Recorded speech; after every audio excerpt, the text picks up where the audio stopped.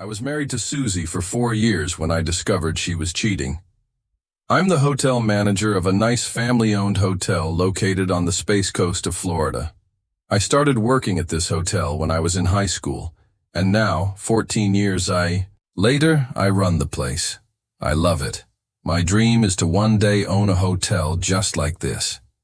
I met my wife Susie while I was in junior college taking classes in hotel management. She was studying secretarial science. We dated for a year and then married. She got a job working for an engineering company that builds things that go to the International Space Station. We bought a house and decided to put off having kids for a few years. Our house had a big backyard and I wanted a dog.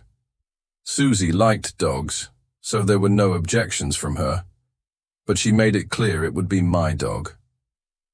She would play with it, but I would be responsible for its care. One of my employees told me his female miniature schnauzer had given birth to a litter of puppies and offered to sell me one. When I went to see them, all the little pups were wrestling and playing, except for one. This tiny black puppy saw me, left his brothers and sisters, and came directly to me. He cried until I picked him up. When I set him down, he cried again until I picked him back up. "Looks like he picked you," my friend's wife said. That settled it. I brought the little fellow home and named him Cisco, after the head of the space station on the series Deep Space Nine. My wife was moving up at work, eventually becoming the executive assistant to Paul Jennings, the CEO and lead engineer of the company. Paul was around 50, married with 3 kids, and married late to the daughter of the company's founder. He was a huge University of Florida football fan. His office looked like a gift shop for Gators merchandise. The day I suspected Susie's affair started like any other. I came home and went to find Cisco in the backyard. He met me with something in his mouth, a pair of University of Florida boxer shorts, blue with little orange alligators all over them. I knew they weren't mine. I needed proof.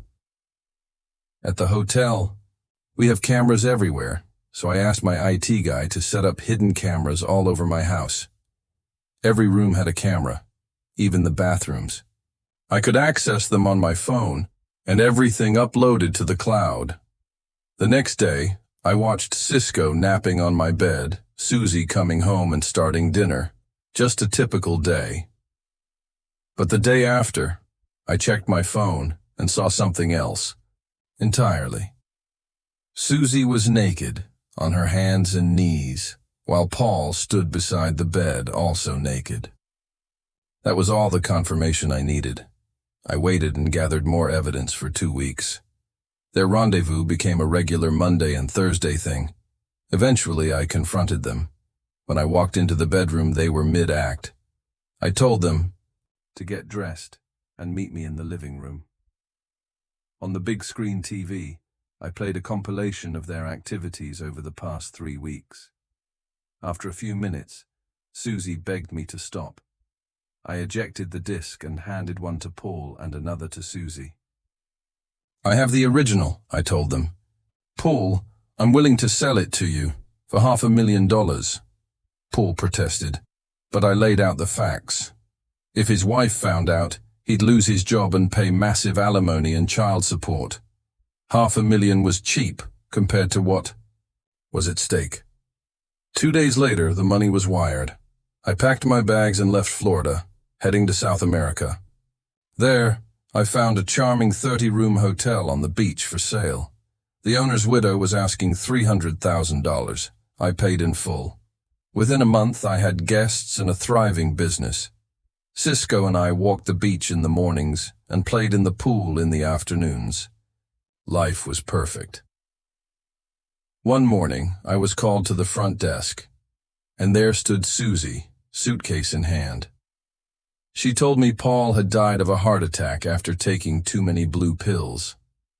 His wife fired her, sold the company, and Susie was left broke and working a low-paying job.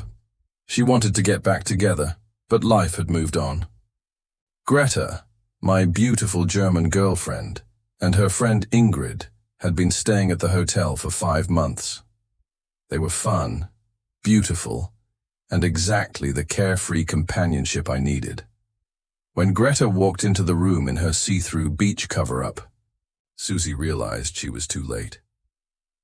As Greta and I headed to the beach with Cisco, I knew I'd never see Susie again. And I didn't need to. Now my life is on the real path, and I'm satisfied with God's decision.